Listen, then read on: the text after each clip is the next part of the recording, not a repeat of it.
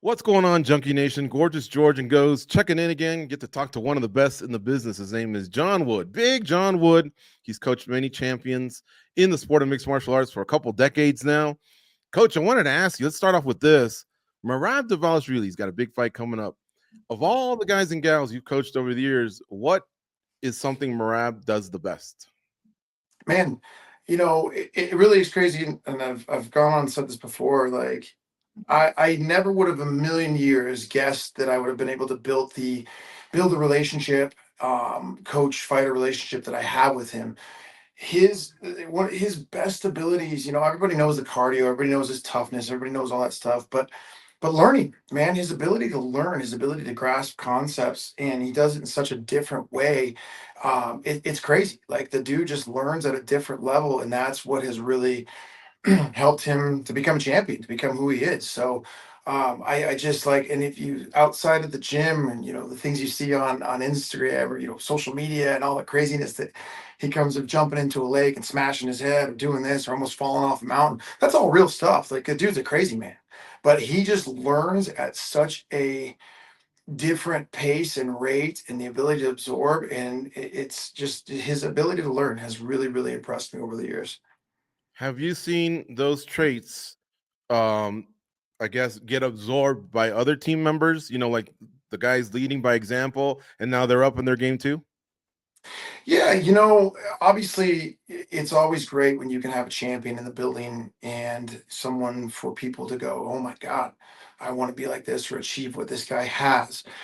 There's God-given abilities and talents and things that are just inside of, everybody, but for fighters and things that are just there naturally. There's things that have been built, there's things that can be, learned and that you grow accustomed to over the years of training. But there's things, like I said, that separate the upper echelon and the champions of there's the things that you're born with, and then there's the things that you're able to learn, and there's the things that the concepts, the work ethics, the the things that you have to have a little bit of all of that to make it to the elite level, and you have to have a lot of those things to be able to become a champion. And so not everybody, there's a lot of really good talented fighters, a lot of hard working talented people that do everything that the champions do. That does not mean, though, that you're going to achieve the same success. There's one belt in every division, and everybody's striving to get there, and it's hard. It takes a little bit of luck. It takes a lot of talent. It takes a lot of hard work. It takes a lot of effort, and those are the things that people, at the end of the day, you have to be able to stay in the grind, and that's something like Merab has done. Merab, nobody better, working construction, lost his first couple fights, as a pro, lost his first couple fights in the UFC, and still stayed with it. And look, that's a guy that could have easily given up and be digging ditches. This sport will kick you in the nuts quicker than any other sport. And I always tell my guys, MMA hates you. It does not love you like you love it. It never will. It just wants one thing. It wants you to go out there and give your blood, sweat, and tears and to win. And past that, if you're not doing that, it hates you. So you have to be able to persevere more than anything and have all those other things in it's tough, man. It is. It's just a tough, brutal sport. I like that. MMA hates you. It does kind of chew people up and spit people out. Oh, Some people have more than 5-year runs, anything. 10-year runs, 20-year runs, but it has spit a lot of people out. John Anik was on our show yesterday.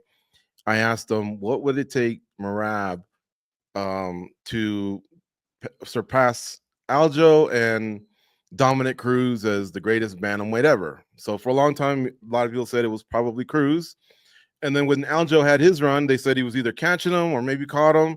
And now Merab's obviously in charge. He said he's already the best. He's got 12 wins in a row, and he's beaten 5 former belt holders in his last 5 fights, 4 of them UFC champs. And so he thinks he's there. Now, I want to be transparent. I feel like the title defense is where you start making that move.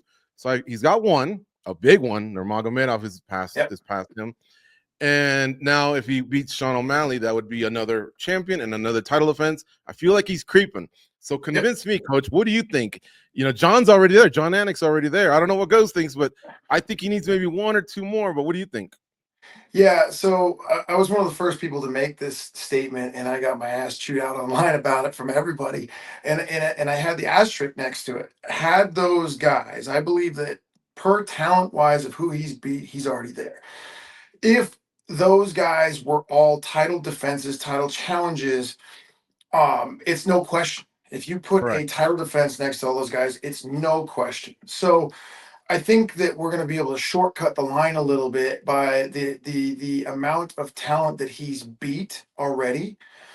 So I don't think we're exactly there yet to have that. I do believe I'm with you. The title defense is what really cements your legacy as GOAT status or reaching any of those type of things. So I think that we need a couple more. I think we go and beat O'Malley.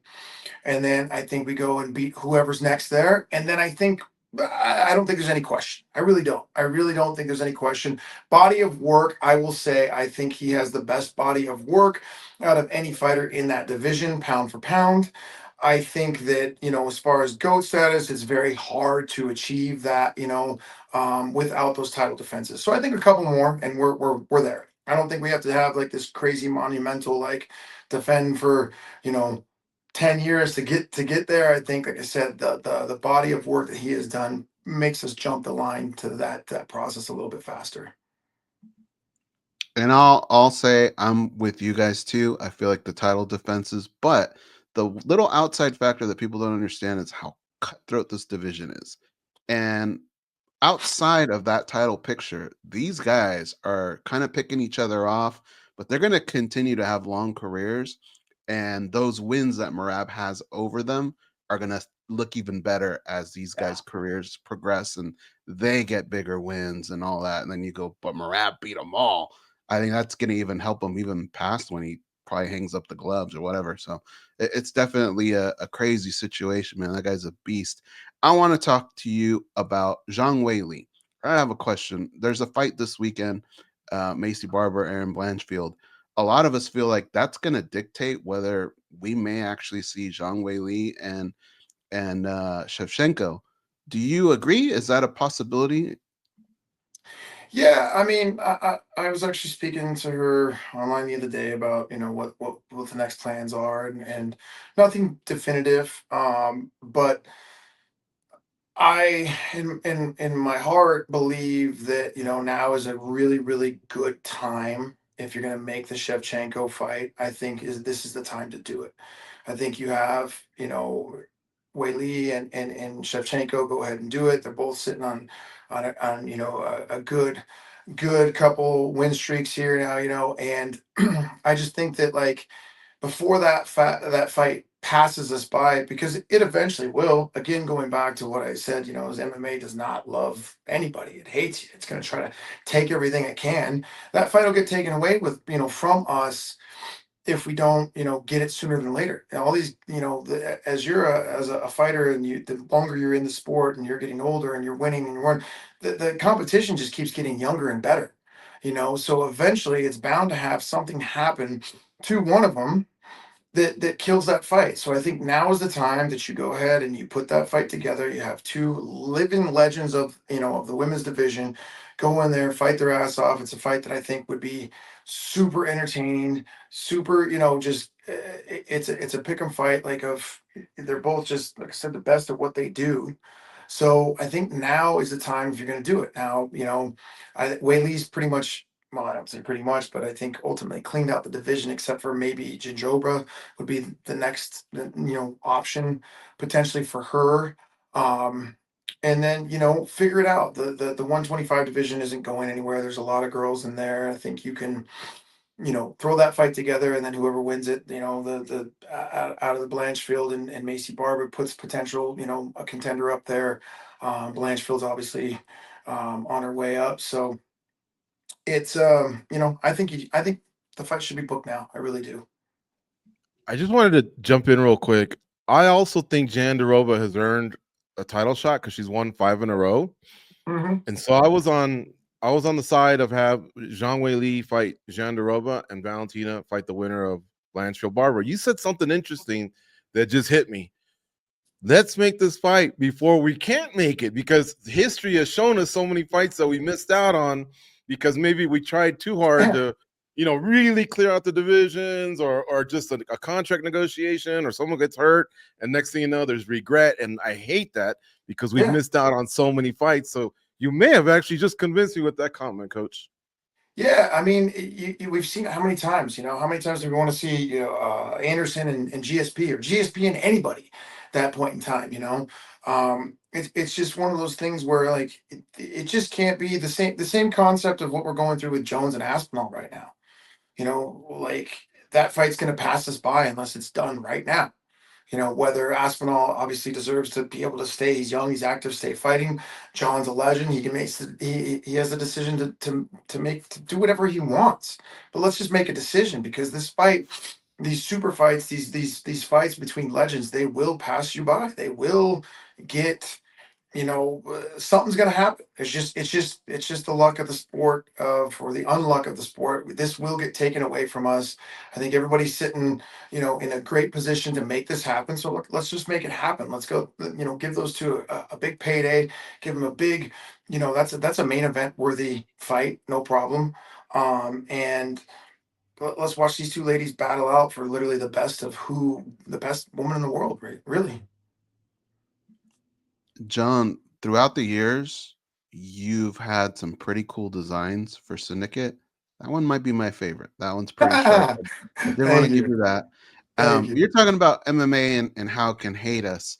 And I kind of want to go that route again because I do want to ask you. We've heard a couple coaches before say, look, I got a shelf life. This is how long I want to take this. And I think a lot of people don't realize they're in coaching, just the pad work alone. And these guys, one after another, beating up on your shoulders, your hands, your arms, all that stuff. It mounts up the stress of strategy, traveling every weekend, having a family, all that can add up. Have you given that any thought, and maybe not so much what an exit plan would be like, or maybe like somebody that would help take over? Or have you given all Absolutely. that any thought at all?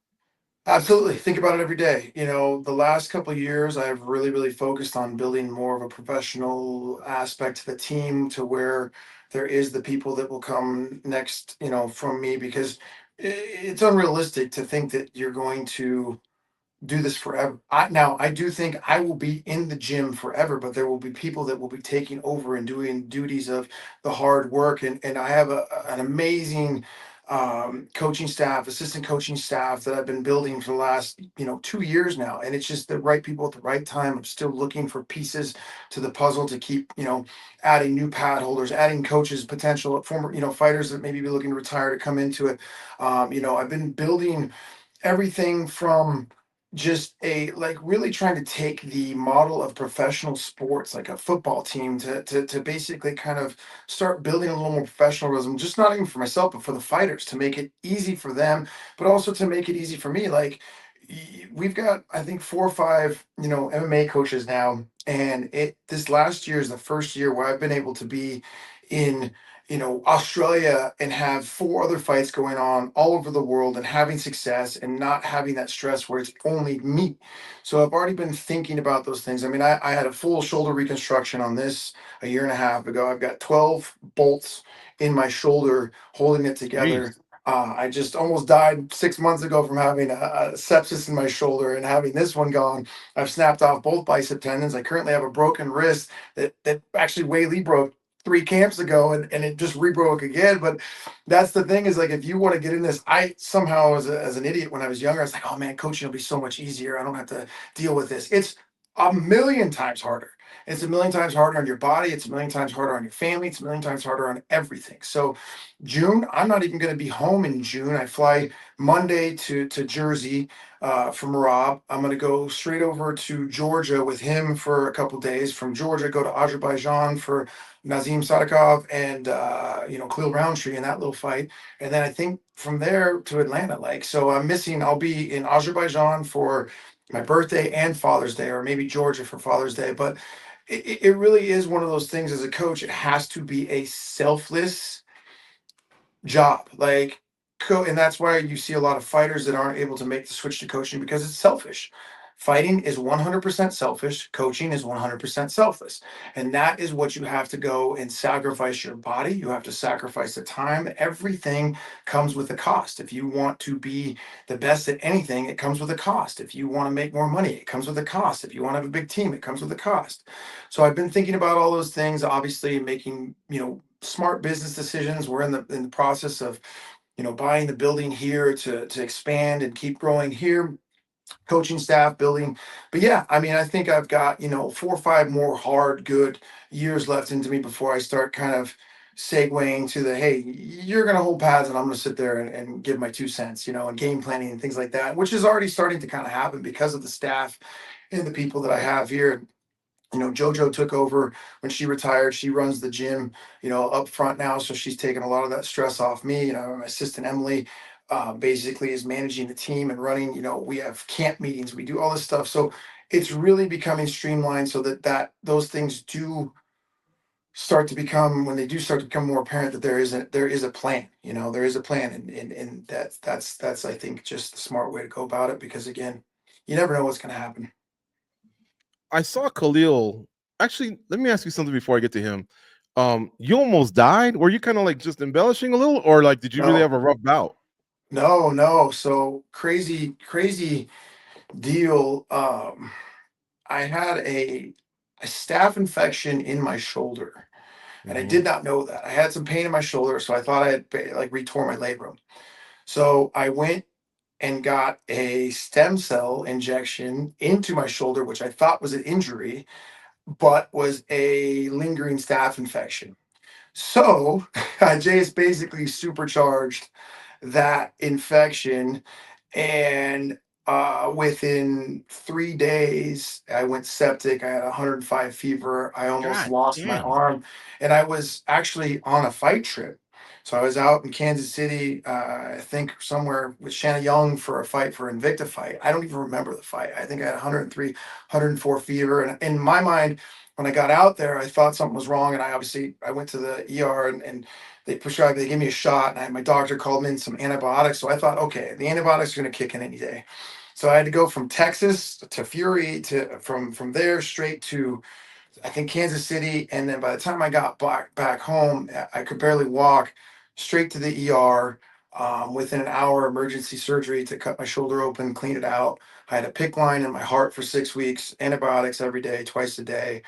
And I killed my entire arm. I couldn't lift my arm for weeks, months, and I'm still in rehab for it. Lost 30, 40 pounds, almost died. It was the stupidest, craziest, dumbest thing I've ever done in my entire life.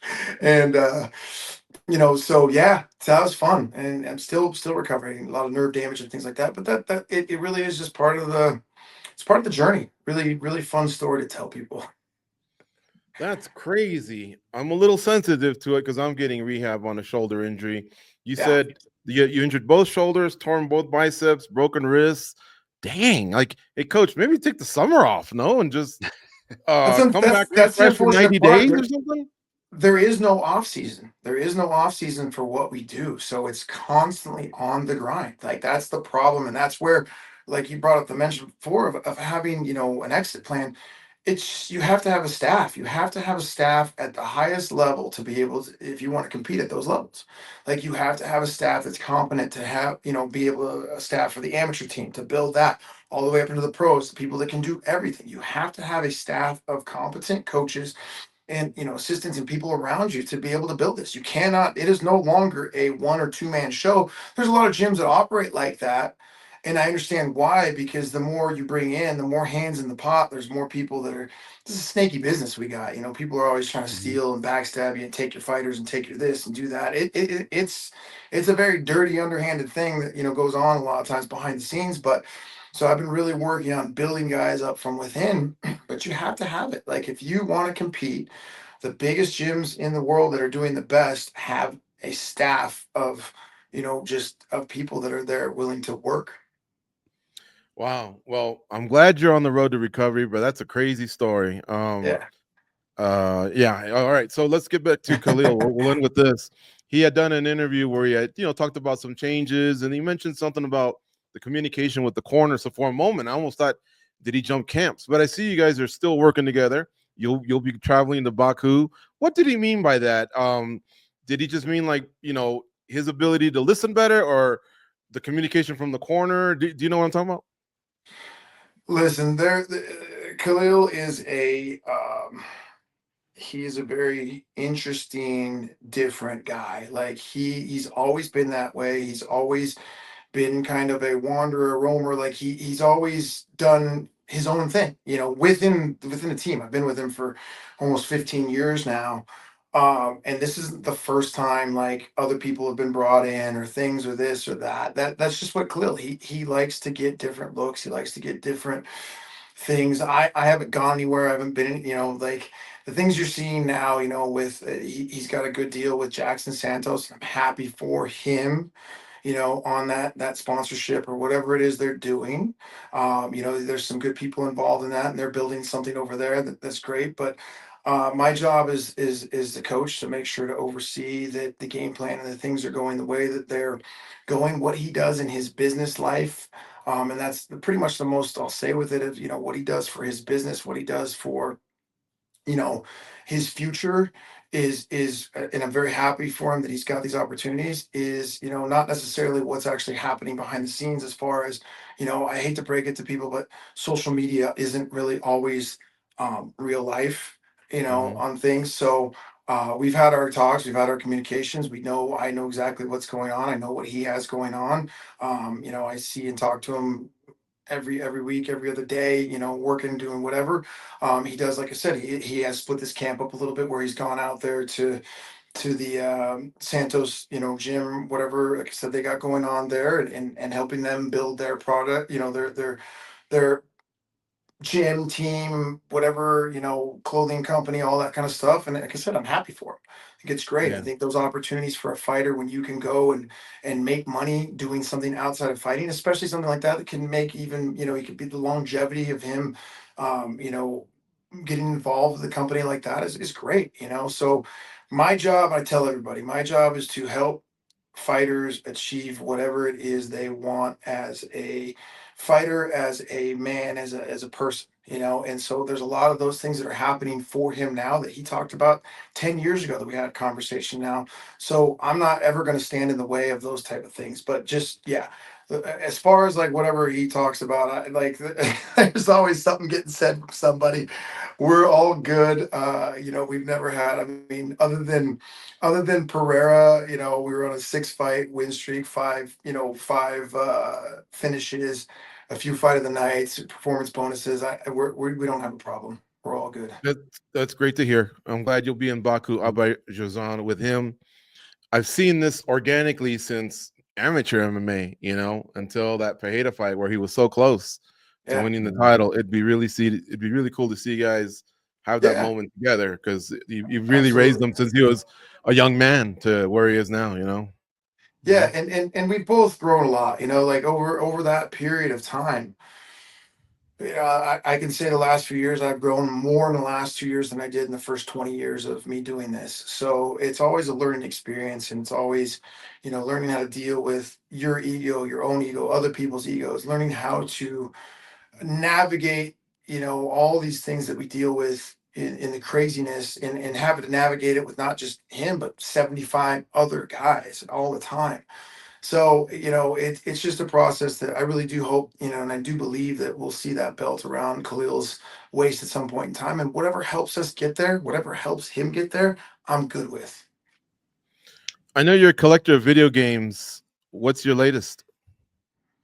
I'm kind of full at the moment. The last one, I'm stacked. I'm having to look at, getting a bigger house, the bigger game room, so I can add some more. But I don't think the wife's gonna let me do that one right now. The last one I got, I think was I got the classic Pac-Man Galaga. Mm. Galaga was my favorite growing up, so I went ahead and got the deluxe version of that. But yeah, man, it's best thing in the world. We were just actually looking this morning. We're thinking about bringing in a claw machine for the gym for the kids. So Nice. if the expansion with the gym goes on, which it looks like it will, you might see a Syndicate arcade in here. I don't know. I was pretty good at these things when I was younger, and I just had fast fingers. I don't know if you remember a game called Track and Field and Hyper Oh Sports. yeah, Of So I used course. to play those. I had a lot of records. I came in one day and my records were broken. I'll try to say this as quick as possible. The guy that broke it had a pencil, and Oh, in the middle he drilled a hole and put a Snoopy toothbrush, and so he used to do that for the just hammering vibration. on. And Yeah. you know what I saw this past weekend? People got massage guns now. Yeah. And I was like, oh my God, I'd obliterate records if I had that. But I couldn't share that with anyone other than you two, because I think there's not that many adults that like video games like Technology, us, man. that would. Technology ruins everything. It's breaking all the Yeah. records. It's ridiculous. I got a silly one for you before we wrap up, Coach. We're of the same generation and like a lot of the Mhm. same stuff. We're all three of us are fans of the movie The Warriors. So my question is this: for those of you who haven't seen it, shame on you. But basically, 9 delegates from every gang in the city are at a meeting, and they have to get from, I can't remember where they're at. I think they're at the Bronx. They got to go to Coney Island. Funny you You're should bring that up. Oh, nice, Hmm. Great John. book. You're one of them. Who are your other 8? Now, keep in mind, okay? I know a lot of people are going to say, I'm taking 8 heavyweights. There's a lot of running involved in that movie, a lot of stairs, some hiding. So you have to be somewhat strategic. Who would you take? Who are your other 8? So No, my who are other your other eight, 7? Because you got to take Merab. That guy's a lunatic. out of any fighter, we talking any fighters? Yeah. Any fighters? Yeah. Oh well, you for sure got Merab. Like that's my top guy. I've seen Merab do some crazy things that could have been in that movie and top that movie with my own eyes. So you got to go Merab. Um, I'd say maybe you throw in a little bit of Mike Perry in there too, Okay. He's just nutty. for Yeah. some craziness. I would take a John Jones. Mike Perry's your Uh, Ajax, huh? yeah, yeah. I mean, he's just you just don't. Like I feel like that's a guy that wouldn't have a problem like killing people with a baseball bat. If you gotta get Mhm. it done. He'd John be Jones, you Um, smiling. said? Mike Perry. Let's see. I Kevin got Holland Wood, would probably be in Merab, there. Perry, and Jones. So there's 4. We need 5 more. Kevin Holland. It seems like a warrior esque type of guy for me. All right. He's done Holland. plenty of that stuff in there. Uh, Khalil. I got to go with my boy Khalil just because Um, he's dropping bombs out there. He's an athlete. I know he's got the kind of crazy cardio too. Um,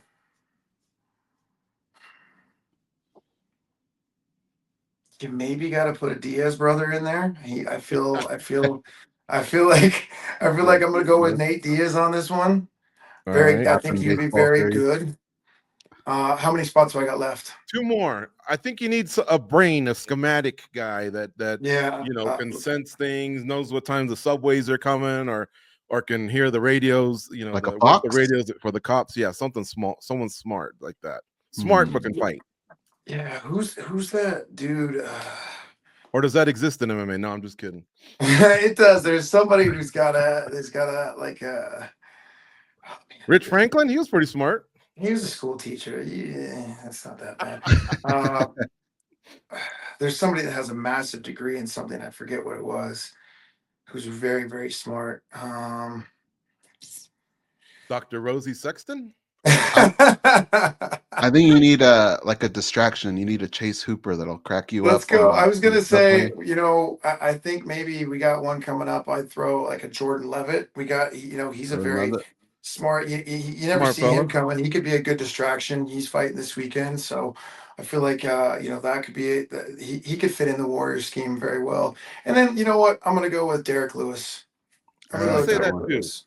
Yeah, he I'm can. gonna go just pretty much straight gangster crazy. Like we're gonna go out and we're gonna hammer shit out in the city.